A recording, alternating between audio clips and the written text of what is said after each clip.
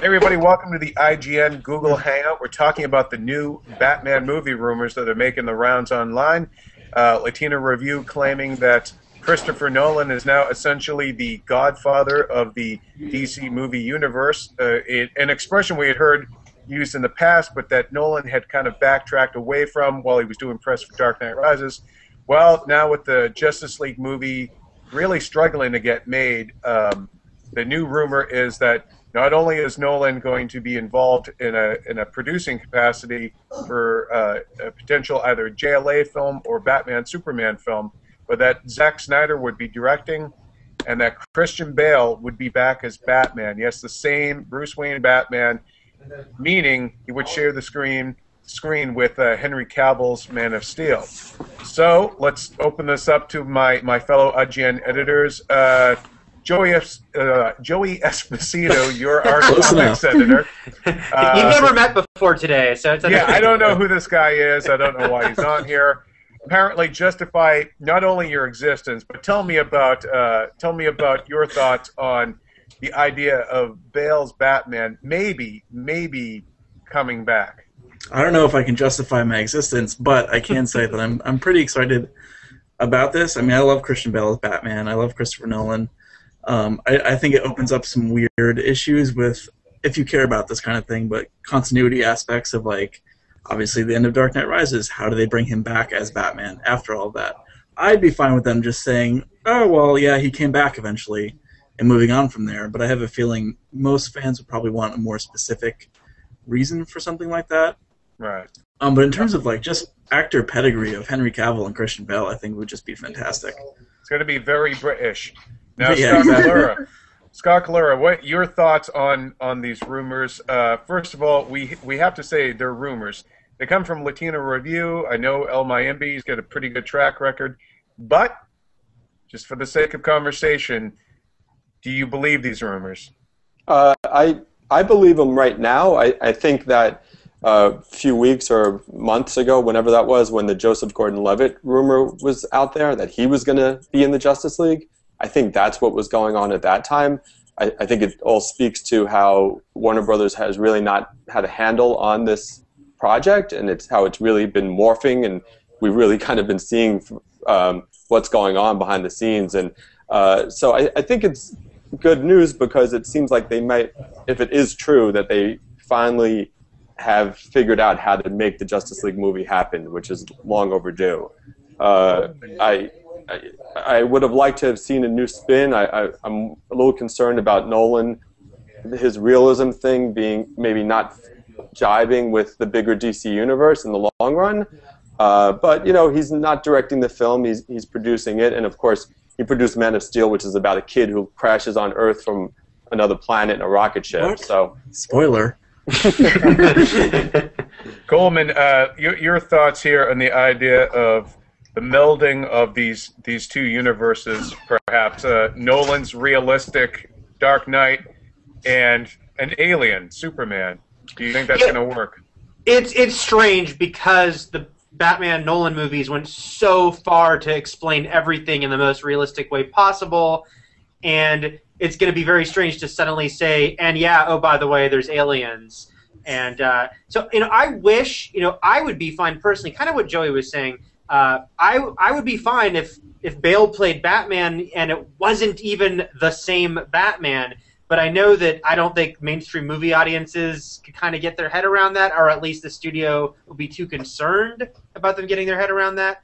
So it's going to be a strange fit, and I do wonder how they're going to try to backtrack out of the plot of Dark Knight Rises. I wish that weren't an issue. I wish they could just say that trilogy existed on its own. Now Christian Bale is playing Batman in this Justice League universe. But yeah, I think Bale's Batman just going to show up in the news saying, faked it, because not only did Batman die, Bruce Wayne died too. So maybe Cavill's Superman is going to fly around the Earth backwards. Reset time. There you go. Yeah. Now, Roth, let's get your 2 cents on, do you think we're really going to get a JLA movie, or are we going to get another project that had been in development a long, long time ago, almost 10 years ago, a Batman Superman movie? Do you think that's a more possible route? I think that's the route I'd like to see happen. I mean, I'll just springboarding kind of on what you guys were saying. Scott talked about how it looks like Warner Brothers just is kind of floundering around and doesn't really have a plan. I think that's really the problem. 3 years ago, fans wanted to see a Christopher Nolan Godfather Batman movie. I mean, we all wanted to see that. So this last script, the JGL movie, this last script was a disaster. Nobody liked it. This is something that Eric and I were talking about earlier. So what's the next logical thing? I mean, I think a Batman-Superman movie makes a lot more sense right now, and then to have them really streamline and have a long-term plan for a JGL movie, which we'd also like to see, makes a lot more sense. You mean a JLA movie or a JGL movie? Okay. JLA movie that we'd all like to see. I think that the problem with Warner Brothers is that they just don't seem to have a plan. They're trying now to mimic what Marvel has done. Marvel had a very long-term plan. They now have Whedon overseeing everything. They just seem to be floundering around and not knowing what they're doing. Do we really even need a JLA movie? I mean, wouldn't the idea of a Batman-Superman team-up film be big enough to put asses in seats? Batman on his own puts $1 billion in seats, so I would say that's a whole lot of ass. It really is. Yeah, and I think that makes Roth was saying, she and I had a conversation about this. To me, it makes a lot of sense to do it that way. Just introduce Batman and Superman together, and we all know any movie like that could also introduce a character or two, right, on the periphery, and then they'd be there for a JLA movie after that. Especially. The other thing about this rumor was that I'm getting so much feedback right now, which is why you've gone into the Matrix or something there. I have. I'm getting so much feedback, which is kind of making me stumble over my words here a little bit. So I apologize. But in terms of a Justice League movie, I mean, I think the big rumor here is that Nolan isn't just going to be godfathering the Justice League movie, but all of the DC universe for Warner Brothers, right, which to me seems like, in the long term, a better plan. So to clarify what I was trying to say initially, to me, the smart thing to do right now, if this is true, which is frankly a huge if, I believe he may be in discussions for it, but if this is true, focus on a Batman-Superman movie. Who would, in their right mind, would not want to see that? Then start to introduce some spin-off movies with some of these individual characters that we haven't even met yet in many, many years, or if at all, and then get your ensemble movie at that point. Right. Now, there's another person involved, reportedly again, involved in this either JLA movie or Batman-Superman movie, and that's David Goyer. Obviously, he's had his hands in both Batman and Superman movies. Let's go to you, Joey. How do you feel about him becoming involved, more than likely in a writing capacity? He is one of the biggest comic book movie geeks out there. Yeah, I mean, I have faith in Goyer. He's done great work with other characters in the past, not only in movies but in comics as well. He's written Superman for the comics. Blade 3. And Blade 3, yes. Joey, have you ever seen The Invisible? No, you haven't, have you? The Invisible, I have. I saw that in theaters, actually. Thanks, Jim. And let's not forget that Goyer was an executive producer on Ghost Rider 2. Hey, well, Scott's all over that. So, all right, let's get back on the Batman track here. Do you think Christian Bale, when he was out there doing press for Dark Knight Rises, was he just giving lip service to the idea of being up for another Batman movie, or do you think he really wants to do another one? We have to bear in mind too that when asked about a future, like a Batman 4. He had to be mindful at the time of spoiling the ending of Dark Knight Rises. So he would have just said whatever. Do we really think Christian Bale wants to do another one? I don't think he would have said whatever. I think if he was really totally done with the character, he would have, he would have said he was totally done with the character. I think that what he said was, I'm willing to do a fourth, which is vague enough, a fourth movie, if the script is right. And that seems to me like it does leave the door open, perhaps, that if Nolan, presents him with an idea that he really likes, that he would come back and re-embody this character. I wouldn't be totally shocked to see that happen. Well, and he needs a franchise too, doesn't he? I mean, what does he have as a movie star? The Terminator thing didn't work out for him. No, but maybe he's not interested in that anymore either. I mean, he could now that he's Reign of Fire. He's got his Oscar. He's got his Batman money in the bank. Maybe he doesn't feel like he really needs to do this kind of thing anymore. the thing that I think leans towards him saying yes is that he has clearly embraced the idea of being Batman. He does a lot of charitable work. We've covered it on the site. A lot of sick little kids out there, or the victims of the Aurora shooting. He'll go out there and he'll,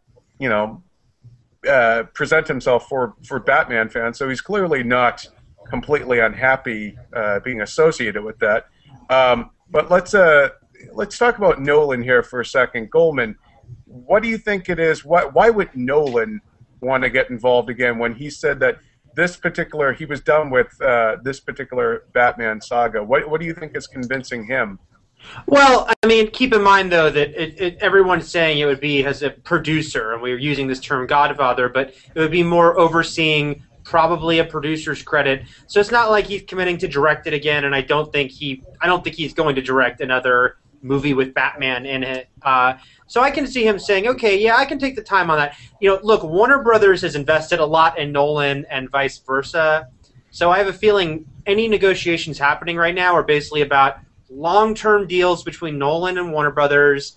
They're going to continue to let him do whatever he wants for other projects, but also say, hey, why don't you kind of take care of this big franchise, and you'll oversee it. You'll check in, kind of like Whedon has that big deal with Marvel, where yes, he's directing Avengers 2, but they're also going to kind of let him see all the scripts to the other movies.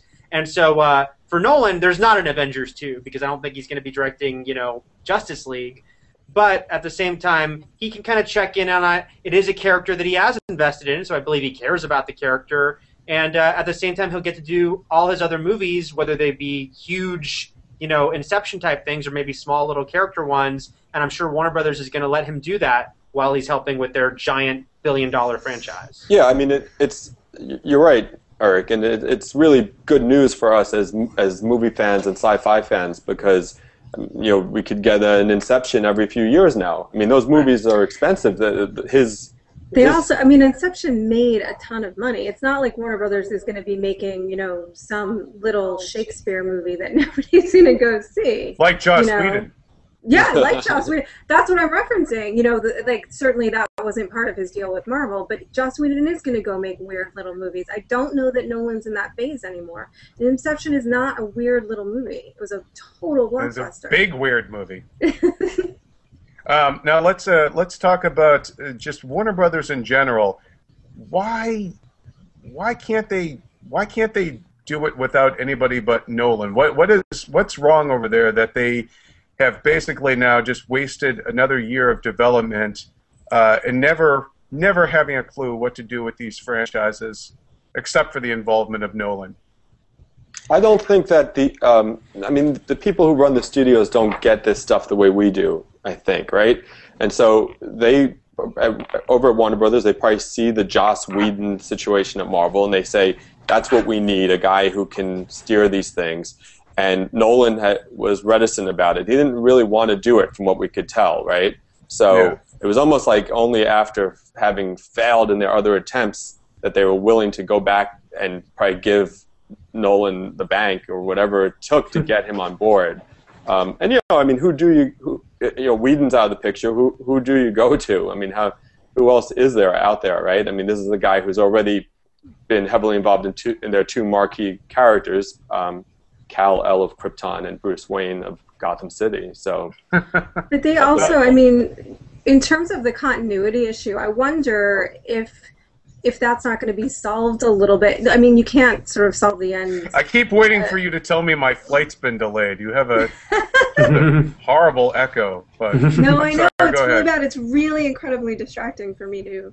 But I keep wondering if it's not possible that Man of Steel is not going to sort of solve some of this a little bit, and that maybe the idea of it's impossible to have aliens on Earth isn't going to be addressed directly in there, and they know that, going in, and that the tone is also going to be similar enough to what he did with his Batman franchise that it will work cohesively, which is maybe why he's more open to it at this point.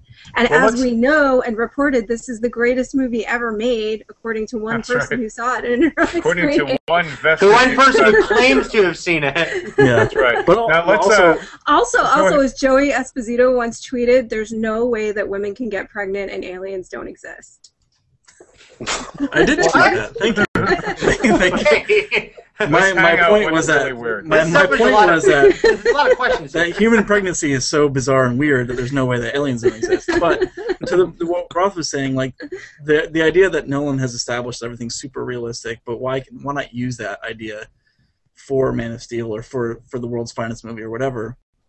You know, what happens? Has he really, given Dark Knight Rises, has he kind of embraced a less realistic superhero universe? I mean, that was the most comic booky of the three movies. Right. You know, Batman's got a statue now in there, which is a very comic booky thing. We had scenes where all three main characters in costume fighting. Okay, yeah, but that's still in terms of like, could this actually happen? I'd say that's more on the the lower tone of what comic books can do. But taking that idea of like Batman's this character who's so like ingrained in reality, and everything that he does is functional, all that stuff. But what happens when an alien comes to Earth? You know what I mean? Why not play up that idea in whatever Nolan is planning? The answer by the way, is that Batman just starts screaming. He just can't deal with it. Right. He's like, it's a freaking alien. But I feel like you're right. I mean, if he can make all of these other things realistic, why can he not make that realistic as well? I want to see. You know what I mean? I want to see a multiverse where it's like the Nolan Batman crosses dimensions to meet Cavill's Superman, and then the Michael Keaton Batman shows up, and the Val Kilmer. Oh, they're all from different dimensions. It turns out. Yes. As long as Adam West is in, I'm in. Yeah, hell yeah. All right, so let's do a. We'll sound off one by one here. I'm going to ask you guys: would you rather a JLA movie or a Batman Superman movie? Kalora. Oh gosh, I think balls to the wall. Just do JLA. Get it over with. Finally. Okay, Roth. Batman, Superman, all the way. Okay, Joey. World's finest. Okay, is what I want. That's what I want it to be called. So Batman, Superman. Okay, and Goldman.